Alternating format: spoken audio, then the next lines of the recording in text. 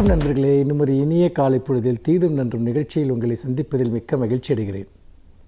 March 21ஆம் தேதி உலக கவிதைகள் தினம். உலகளாவிய அளவில் யுனெஸ்கோ இதை கவிதைகளுக்கான தினமாக கொண்டாடி வருகிறது. இந்த கவிதைகள் தினமாக மார்ச் 21 ஏன் தேர்ந்தெடுக்கப்பட்டது? அதோடு மட்டுமல்லாமல் இன்னொரு விஷயம், என்ன நோக்கத்திற்காக உலக கவிதைகள் தினம் கொண்டாடப்படுகிறது, இதைத்தான் இன்றைக்கு நாம் பேசப்போகிறோம். முதலாவதாக நாம் 2000 வருட கவிதை மரபு கொண்டவர்கள். உலகிலேயே மிக தொன்மையான கவிதை மரபு கொண்ட மொழி தமிழ் மொழி. 2000 வருடங்களாக எல்லா சிந்தனைகளையும் கவிதை வழியாகவே உரையாடி வந்திருக்கக்கூடிய நாம் உலக கவிதைகள் தினத்தை கொண்டாடுவதில் வேறு எவரையும் விட தமிழர்களுக்கு முன்னுரிமை இருக்கிறது, முழு பொறுப்பு இருக்கிறது. இன்னும் சொல்லப்போனால் தமிழ்நாட்டில் கவிதை எழுதாதவர்களே இல்லை என்கிற அளவிற்கு கவிதைகள் எழுதக்கூடியவர்கள் பெருமளவில் தமிழ்நாட்டில் இருக்கிறார்கள். காலம் காலமாக மகத்தான காப்பியங்களும் நவீன இலக்கியங்களில் மகத்தான கவிஞர்களும் திகழக்கூடிய ஒரு நிலம் தமிழ் நிலம். அப்படி இருக்கிற போது இந்த உலக கவிதைகள் தினத்தில் இந்த கவிதைகள் தினம் எதற்காக கொண்டாடப்படுகிறது என்றால், இந்த மார்ச் 21ஆம் தேதி ஏன் தேர்ந்தெடுக்கப்படுகிறது என்று சொன்னால், இங்கிலாந்தில் முக்கியமாக லண்டனில் மார்ச் 21 என்பது வசந்த காலம் தொடங்கக்கூடிய ஒரு தேதி. வசந்த காலம் என்பது படைப்பாக்கத்திற்கும் புதிய சிந்தனைகளுக்குமான ஒரு குறியீடாக அடையாளமாக பார்க்கப்படுகிறது. வசந்தம் தொடங்குவதனுடைய அந்த தினத்தில் உலக கவிதைகள் தினம் கொண்டாடப்படுவது எவ்வளவு பொருத்தமுடையது என்பதை நாம் சிந்திக்க வேண்டும். ஏனென்றால் மொழியின் வசந்தம் கவிதை. மொழிகளினுடைய மிகப்பெரிய ஒரு தாய் கவிதை என்று சொல்லலாம். இன்னும் சொல்லப்போனால் எல்லா கலை வடிவங்களிலும் உன்னதமானதும் உயர்வானதும் நுட்பமானதும் செறிவானதும் ஒரு மொழியை பண்படுத்துவதும் கவிதை தான். அப்படிப்பட்ட நிலையில் வேறு எந்த இலக்கிய வடிவம் கவிதை வடிவத்தை விடவும் கலை வடிவத்தை விடவும் கவிதை வடிவம் என்பது எல்லா கலைகளுக்குமான ஒரு ஆதித்தாயாக ஊற்றுக்கண்ணாக அது இருக்கிறது என்பதை நாம் நினைவில் கொள்ள வேண்டும். இந்த கவிதைகள் தினத்தில் உலகம் முழுக்க பூங்காக்களில், நூலகங்களில், கல்லூரிகளில், பல்கலைக்கழகங்களில், பொது இடங்களில் மக்கள் கவிதைகள் வாசிக்கிறார்கள். சிறந்த கவிஞர்கள் அன்றைக்கு பாராட்டப்படுகிறார்கள், கொண்டாடப்படுகிறார்கள். அவர்களுக்கான சிறப்புகள் செய்யப்படுகின்றன. மகத்தான கவிதைகள் எடுத்துரைக்கப்படுகின்றன, விளக்கப்படுகின்றன, கவிதை நூல்கள் வெளியிடப்படுகின்றன. அதோடு மட்டுமல்ல, சிறந்த கவிதையை ரசிப்பதற்கான பல்வேறு வழிமுறைகள் கற்பிக்கப்படுகிற ஒரு இடமாக அது இருக்கிறது. கவிதை நூல்களை வெளியிடக்கூடிய பதிப்பாளர்களுக்கு உதவ வேண்டும், அவர்களை சப்போர்ட் பண்ணணும் அப்படிங்கிற ஒரு மிகப்பெரிய அளவிற்கான நோக்கமும் இதற்குள் இருக்கிறது. இன்னும் சொல்லப்போனால் கவிதை வாழ்த்து அட்டைகள் பரிமாறிக்கொள்ளப்படுகின்றன. வாசகர்கள் கவிஞர்களை சந்திக்கிறார்கள், கவிஞர்களோடு உரையாடுகிறார்கள். இப்படியாக கவிதை என்பது எப்படி நம்முடைய வாழ்வில் இரண்டர கலந்திருக்கிறது என்பதை புரிந்து கொள்வதற்கு, கவிதை மொழியை மேலும் மேலும் மக்களிடம் பரவலாக கொண்டு செல்வதற்கு, இதில் ஒன்றை நீங்கள் புரிந்து கொள்ள வேண்டும். கவிதை என்பது ஏதோ நாம் இன்றைக்கு எழுதுகிற நவீன கவிதைகள் மட்டுமல்ல, அல்லது எழுத்து வடிவில் உள்ள கவிதைகள் மட்டுமல்ல. நம்முடைய நாட்டார் பாடல்கள், கதைப்பாடல்கள், நம்முடைய தொல்மரபுகள், இவற்றிலெல்லாம் கவிதை என்பது நிறைந்திருக்கிறது. அது நாம் ஒரு தொடர்ச்சியாக நம்முடைய அனைத்து வாழ்வியல் சார்ந்த நூல்களிலும் அல்லது பண்பாடு சார்ந்த மொழி சார்ந்த பல்வேறு நூல்களிலும் கவிதையின் சான்றுகளும் கவிதையினுடைய இடமும் இருக்கிறது. நம்முடைய அன்றாட வாழ்வில் சினிமா பாடல்களாக இருக்கலாம், எழுத்து வடிவில் எழுதப்பட்ட கவிதைகளாக இருக்கலாம், பொன்மொழிகள் பழமொழிகள் வடிவத்தில் கூட இருக்கலாம், பக்தி இலக்கியங்களில், இப்படி பல வடிவங்களில் கவிதை என்பது நீக்கமற நிறைந்திருக்கிறது. இந்த உலக கவிதை நாளை நாம் எல்லோரும் கவிதையோடு இணைந்து கவிதைகளை, சிறந்த கவிதைகளை நெஞ்சில் நிறுத்தி இந்த உலக கவிதை நாளை நாம் கொண்டாடுவோம். மீண்டும் இன்னும் ஒரு புதிய சிந்தனையோடு உங்களை சந்திக்கிறேன். நன்றி, வணக்கம்.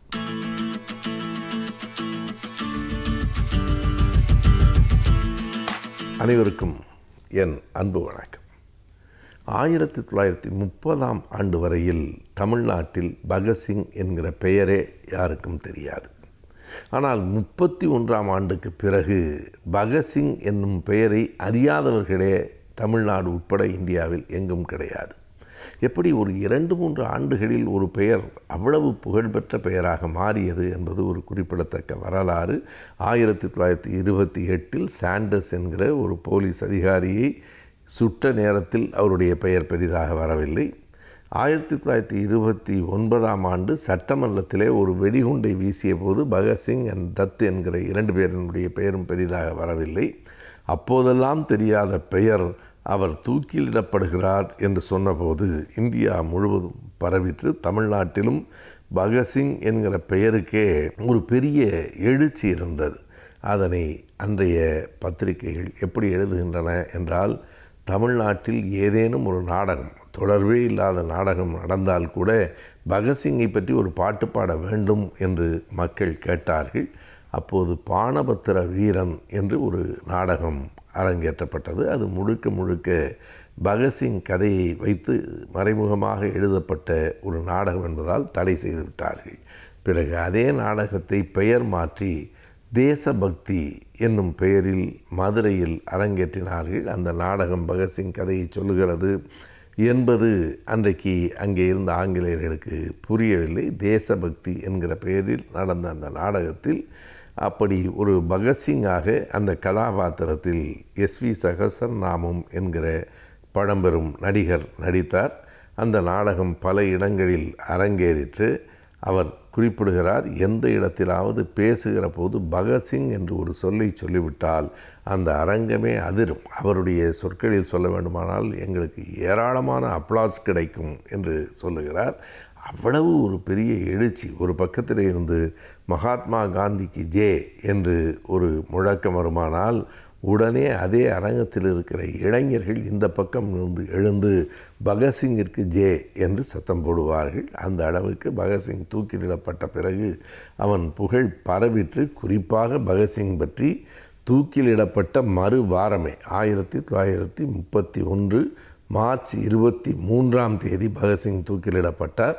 பகத்சிங், ராஜகுரு, சுகதேவ் என்கிற 3 பேரும் ஒரே தூக்கு மேடையில் ஏற்றப்பட்டார்கள். அப்படி மார்ச் 23 தூக்கிலிடப்பட்ட பகத்சிங் பற்றி மார்ச் 31 பெரியார் குடியரசு ஏட்டில் எழுதினார். வியப்பாக இருக்கிறது. இன்றைக்கு இருப்பது போல செய்தி தொடர்பு சாதனங்களெல்லாம் அன்றைக்கு இல்லை. ஆனால் ஒரே வாரத்தில் பகத்சிங்கை பற்றி அறிந்து, பகத்சிங் என்பவர் பொது உடைமையும் சமதர்மமும் கொள்கையாக கொண்டவர் என்கிற அளவுக்கு குடியரசு ஏட்டிலே ஐயா பெரியார் எழுதினார். எனவே அன்றைக்கு பகத்சிங்கினுடைய புகழ் நாடு முழுவதும் பரவி இருந்தது. அந்த தேசபக்தி என்கிற நாடகம் திருநெல்வேலியிலே அரங்கேற்றப்பட்ட போது ஒரு சிக்கலான நிகழ்ச்சி நடைபெற்றது என்று எஸ்வி சகசரநாமமே பதிவு செய்திருக்கிறார்.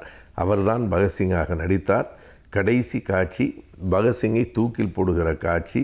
என்ன தவறு நடந்து விட்டதென்றால், உண்மையாகவே தூக்கு கயிறு அவர் கழுத்தை இறுக்கிவிட்டது. எனவே அவர் துடித்து கொண்டிருக்கிறார். அந்த மக்களெல்லாம் கைதட்டி ரசிக்கிறார்கள். என்னமா நடிக்கிறார், எவ்வளவு நன்றாக நடிக்கிறார் என்று எல்லோரும் உண்மையாக அப்படியே தத்ரூபமாக இருக்கிறது என்று ஒருவர் சொன்னார். ஆனால் அது நடிப்பு அல்ல, உண்மையாகவே தூக்கு கயிறு அவர் கழுத்தை இறுக்கி ஏறத்தாழ இறந்து போகிற நிலையில் அங்கே இருந்த பாளையங்கோட்டையைச் சேர்ந்த பாளை மணவாழ நாயுடு என்கிற ஒருவருக்கு ஒரு சந்தேகம் வந்து, இவர் துடிப்பது ஏதோ வேறு மாதிரியாக இருக்கிறது என்று வந்து பார்த்தபோது தான் உண்மையாகவே அவர் தூக்கில் தொங்கிக் கொண்டிருக்கிறார் என்று அறிந்து அவரை காப்பாற்றி இருக்கிறார்கள். அதற்கு பிறகு அரை மணி நேரத்திற்கு அவர் உயிருக்கு போராட வேண்டிய சூழல் வந்திருக்கிறது. எனவே அந்த அளவுக்கு மக்களிடத்திலே ஒரு பெரிய எழுச்சியை ஏற்படுத்திய பெயராக பகத்சிங் என்கிற பெயர் தமிழ்நாட்டிலும் இருந்திருக்கிறது. அவர் தூக்கிலிடப்பட்ட நாள் மார்ச் 23.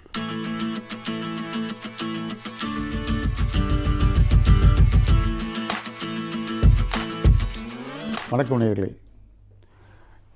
நாம் மன வாழ்க்கையில் ஏற்படக்கூடிய சிக்கல்கள், பிரச்சனைகள், இவைகளெல்லாம் நாம் எவ்வாறு சமாளிப்பது என்பதை பற்றி சில யூகங்களை நாம் பார்த்து வருகின்றோம். அதில் ஒவ்வொன்றாக பார்த்து வந்தோம். நாம் பிடித்தது, பிடிக்காதது, விட்டு கொடுப்பது, பிறந்த வீட்டை பற்றி நாம் பெருமையாக பேசாமல் இருப்பது என்று பல யுக்திகளை நான் உங்களிடம் கூறி வந்தேன். அதில் ஒரு முக்கியமான ஒன்றாக இருப்பது தாம்பத்தியம். மன வாழ்க்கையில் தாம்பத்தியம் என்பது பொதுவாக செக்ஸ் என்று சொல்கின்றோம். அதை பற்றிய பாலியல், இதை பற்றிய பிரச்சனைகள், அதை பற்றிய விவரங்களை எல்லாம் நாம் வெளிப்படையாக சொல்வதற்கு நாம் இன்றும் வெளிப்படையாக சொல்லக்கூடிய ஒரு நிலைமை இன்னும் வரவில்லை. அதுபோல் ஒரு சந்தர்ப்பம் தான் நிலவுகின்றது. பால்வினைகளை பற்றி, பாலியல் பற்றி விரிவாக வெளிப்படையாக சொல்வதற்கு முடியாத ஒரு நிலையில் இருக்கின்றோம். அதாவது செக்ஸ் சொல்கின்றோம். செக்ஸ் என்றால் என்ன என்று அதாவது கேட்டோம் என்றால், செக்ஸ் என்பது லத்தீன் லாங்குவேஜில் அந்த காலத்தில் அதாவது மருத்துவத்துறையில் கிரேக்கர்கள் லத்தீன் இவர்கள் தான் அவர்கள் கை ஓங்கியிருந்தது. அவர்களுடைய மொழிகள் தான் இன்றும் மருத்துவத்துறையில் நாம் பின்பற்றி வருகின்றோம். அதாவது அது லத்தீன் மொழியில் செக்ஸ் என்றால் என்ன என்றால் பிரி என்று அர்த்தம், டிவிஷன் 2 மேஜர் பிரிவுகள், பைஃபர்கேஷன் என்று அர்த்தம், 2 மேஜர் பிரிவுகள் என்று அர்த்தம். அதை செக்ஸஸ் என்று கூறினார்கள். அந்த செக்ஸ் என்பது என்னவென்றால் அதாவது அது வாழ்க்கையில் எவ்வாறு அது பயன்படுகிறது என்றால் வாழ்க்கைக்கு ஒரு முக்கியமான ஒன்றாக அமைகின்றது. அதாவது நம் வாழ்வை ஆரோக்கியமாக வாழ்வதற்கும் செக்ஸ் உதவுகின்றது. அது மட்டுமல்லாமல் நாம் நீண்ட ஆயுளுடன் வாழ்வதற்கும் அது உதவுகின்றது. வாழ்வு அர்த்தமுள்ளதாக மாறுவதற்கும் அது உதவுகின்றது. வாழ்க்கையில் அர்த்தம் வேண்டுமானவா, அர்த்தமுள்ள வாழ்க்கைக்கு அது உதவுகின்றது. ஆக ஒவ்வொரு கட்டத்திலும் அது செக்ஸ் என்பது நமக்கு அதாவது உதவுவதாக இருக்கின்றது. ஆரோக்கியமான வாழ்வு, அர்த்தமுள்ள வாழ்வு, நீண்ட ஆயுளுள்ள வாழ்வு இன்று நமக்கு அது பெரும் பங்கினை நமக்கு பகிர்கின்றது. அதாவது விஞ்ஞான முறை எடுத்துக்கொண்டோம் என்றால் எப்படி என்றால், விஞ்ஞான முறையில் உடல் ரீதியாக எடுத்துக்கொண்டோம் என்றால் அதாவது இருதயத்திலிருந்து நேரடியாக பிளட் சப்ளை எங்கு செல்கின்றது, தாம்பத்தியம் நடக்கும் நேரத்தில் அதை சப்ளை ஆகின்றது. அதாவது இதயம் தன்னுடைய சப்ளை ஒவ்வொரு ஆர்கன்களுக்கும் லிவர் இருக்கின்றது, கிட்னி இருக்கின்றது, லங்ஸ் இருக்கின்றது, ஒவ்வொன்றுக்கும் அது பிரான்ச் மூலமாக மெயின் பிரான்ச் என்று சிறு பிரான்ச் என்று அப்படி தான் செல்கின்றது ஒவ்வொரு உறுப்புகள் வேலை செய்வதற்கும். ஆனால் இந்த தாம்பத்தியத்தில் இந்த செக்ஸ் இந்த செயல்படும் நேரத்தில் 5 புலன்களும் மனிதனுடைய 5 புலன்களும் ஒன்றாக இணைந்து செயல்படக்கூடிய நேரம் அது. அதாவது கோஆர்டினேஷன், கோஆபரேஷன் என்று ஒன்றுக்கொன்று கோஆர்டினேட் பண்ணி ஒத்துழைத்து மொத்தமாக ஒரே நேரத்தில் பணி செய்யக்கூடிய அந்த நேரம்தான், அதாவது செயல்படக்கூடிய நேரம்தான் நமக்கு தாம்பத்தியம். அந்த நேரத்தில் இருதயம் என்ன செய்கின்றது, நேரடியாக தன்னுடைய கண்ட்ரோல் எடுத்துக்கொண்டு நேரடியாக இரத்த சப்ளை அங்கே செலுத்துகின்றது. உடல் எந்த அளவுக்கு ஒத்துழைக்கின்றது பாருங்கள். அது மட்டும் இல்லாமல் அதை கண்ட்ரோல் பண்ணக்கூடிய, அதாவது தாம்பத்தியம் செக்ஷன் சொல்கின்றோமே, அதை கண்ட்ரோல் பண்ணக்கூடிய இடம் மூளையில் இருக்கின்றது. அதற்கு அருகில்தான் அறிவுத்திறன் உள்ள இடமும் இருக்கின்றது. இந்த 2 கண்ட்ரோல் ரூமும் மூளையில் அருகருகே இருக்கின்றது, அருகாமையில் இருக்கின்றது, அடுத்தடுத்து இருக்கின்றது. ஆகவே அதாவது அறிவுத்திறன் அதிகமாக இருந்தாலும் அது ஸ்டிமுலேட் பண்ணுகின்றது, இது அதிகமாக இருந்தாலும் அதை ஸ்டிமுலேட் பண்ணுகின்றது. இவ்வாறாக அடுத்தடுத்து இருக்கின்றது. எவ்வளோ ஒற்றுமையாக இருக்கின்றது. அது மட்டுமல்லாமல் அதாவது நாம் பார்க்கின்றோம், அதாவது உடல் மட்டுமல்ல உள்ளம் கூட, அதாவது தாம்பத்தியம் என்பது தனி மனிதனுடைய வாழ்க்கை, தனி மனித சுதந்திரம் என்றால் கூட இருவரும் இணைந்தால்தான் நாம் அதை செயல்படுத்த முடியும். அதே நேரத்தில் அதாவது அது உடல் சம்பந்தமான ஒரு ஒன்றுதான், உறவுதான். இருந்தாலும் மனம் அங்கே முக்கியத்துவம் பெறுகின்றது. மனமும் அதில் பங்கேற்கின்றது. எவ்வாறு என்றால் திருப்தி. நமக்கு திருப்தி என்பது எப்படி கிடைக்கின்றது? நாம் உடல் மூலமாகத்தான் அதில் நாம் தாம்பத்தியம் என்பது கிடைக்கின்றது அந்த செயலில். அதே நேரத்தில் நாம் அதாவது திருப்தி என்று ஒன்று உண்டு. திருப்தி அடைந்தால் தானே நமக்கு திருப்தி என்று ஒன்று வரும். அது முடிவு கொண்டு வருவதற்கு ஒரு திருப்தி தேவைப்படுகின்றது. அந்த திருப்தி எங்கிருந்து வருகிறது? மனத்திலிருந்து வருகிறது, மனம். ஆகவே அதாவது தாம்பத்தியத்தில் உடல் ரீதியாக இருந்தாலும் உள்ளமும் முக்கியமாக ஒரு பங்கை ஏற்றுக்கொள்கிறது. ஆகவே இது வாழ்க்கைக்கு முக்கியமான ஒன்று.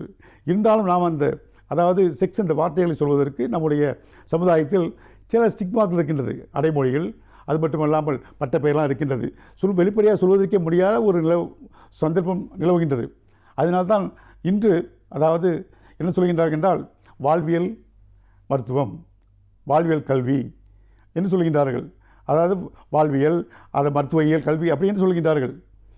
குடும்பவியல் கல்வி என்று கூறுகின்றார்கள். அதை நாம் அழகு தமிழில் சொல்ல வேண்டும் என்றால், நம்முடைய அழகு தமிழில் அர்த்தமுள்ளதாக சொல்ல வேண்டும் என்றால் அதுக்கு தாம்பத்தியம் என்று சொல்லலாம். தாம்பத்தியம் என்பது ஒரு புண்ணியமான வார்த்தை, ஒரு கண்ணியமான வார்த்தை. நாம் அதை பயன்படுத்திக் கொள்ளலாம். ஆகவே தாம்பத்தியம் மனிதனுடைய திருமணத்தில் தாம்பத்தியம் என்பது முக்கிய பங்கு வகிக்கின்றது. தாம்பத்தியம் இல்லாமல் திருமணம் இல்லை. தாம்பத்தியம் இல்லாத திருமணங்கள் அதாவது நிலைக்கலாம். ஆனால் திருமணம் இல்லாத தாம்பத்தியங்கள் நிலைத்ததாக சரித்திரமில்லை. ஆகவே தாம்பத்தியம் என்பது ஒரு முக்கியமான ஒன்றாக இருக்கின்றது. தாம்பத்தியம் அதுவாக நம்முடைய சமுதாயத்தில் எடுத்துக்கொள்ளோம் என்றால், திருமணத்திற்கு அப்பாற்பட்ட தாம்பத்தியத்தை சமூகம் ஏற்றுக்கொள்வதில்லை. அது கண்டிக்கத்தக்கது, அது தண்டிக்கத்தக்கது. நம்ம சமுதாயத்தில் திருமணத்திற்கு அப்பாற்பட்ட தாம்பத்தியம் ஒரு பாலியல் உறவு என்பதை சமூகம் ஏற்றுக்கொள்ளுமா? ஆணாக இருந்தாலும் சரி, பெண்ணாக இருந்தாலும் சரி ஏற்றுக்கொள்ளாது. அதே நேரத்தில் திருமணத்தின் மூலமாக நாம் அடையும் தாம்பத்தியம் இருக்கின்றதே, அதற்கு நம்முடைய சமூகம் என்ன கூறுகின்றது? அதை ஒரு புண்ணியமாக நினைக்கின்றது, ஒரு கண்ணியமாக நினைக்கின்றது, ஒரு மரியாதையாக நினைக்கின்றது. நமக்கு ஒரு மரியாதையும் கிடைக்கின்றது அந்த தாம்பத்தியத்துக்கு. அதை சாந்தி என்று கூறுகின்றோம், மன அமைதி, சாந்தி முகூர்த்தம் என்று கூறுகின்றோம் அல்லவா? திருமணத்தின் மூலம் அதை அடையும் பொழுது அதனுடைய கண்ணியமும் அதனுடைய மதிப்பும் கூடுகின்றது. ஆகவே திருமணத்தில், தாம்பத்தியத்தில், அதாவது இந்த தாம்பத்தியம் ஈடுபடும் போது அதில் சில கட்டுப்பாடுகள் இருக்கின்றன. எழுதாத சட்டம், அது எழுதாத சில சட்டங்கள் இருக்கின்றன, சில கோட்பாடுகள், விதிமுறைகள், கட்டுப்பாடுகள் எல்லாம் இருக்கின்றன. நம்ம சமுதாயம் அதை அமைத்து தந்திருக்கின்றது. ஒரு செயல் இருக்கின்றது வைத்துக்கொள்வோம்.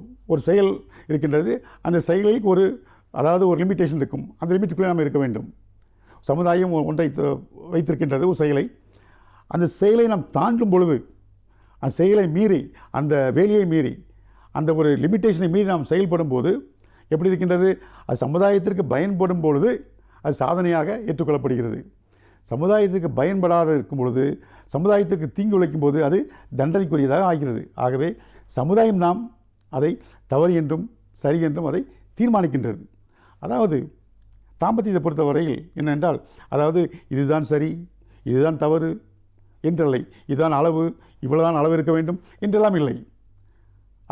நம்ம முடிந்தது, முடியாதது, பிடித்தது, பிடிக்காதது, வேண்டியது, வேண்டாதது எல்லாம் அங்கே இருக்கின்றன.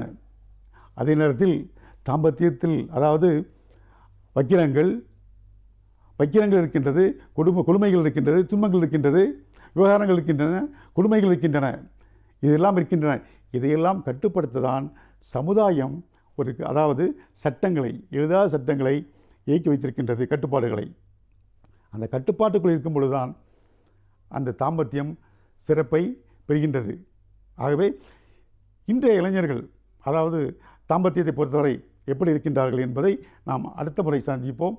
நன்றி, வணக்கம்.